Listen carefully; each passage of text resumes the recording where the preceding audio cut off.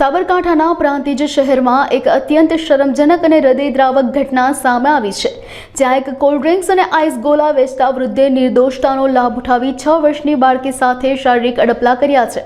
આ મામલો ત્યારે પ્રકાશમાં આવ્યો જ્યારે બાળકી રાત્રે ડરીને ઝબકીને જાગી જતી હતી।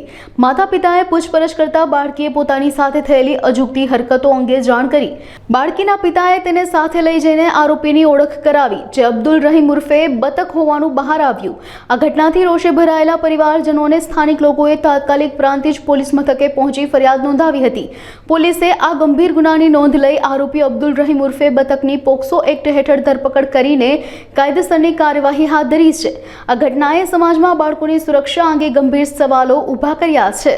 સાબરકાંઠા જિલ્લાના પ્રાંતિજ પોલીસ સ્ટેશન વિસ્તારમાં આજથી 10 દિવસ અગાઉ સગીર વયની બાળકીની છેડતી કરવા અને જાતીય સતામણી અંગેનો બનાવ બનવા પામેલ। એ બનાવ સંદર્ભે ફરિયાદ બાળકીના માતા પિતા તરફથી આપવામાં આવતા જે પોલીસ દ્વારા નોંધવામાં આવેલ છે અને આના ગુનાના કામે આરોપીને અટક કરી કાયદેસર કાર્યવાહી કરી કોર્ટ હવાલે કરવામાં આવેલ છે।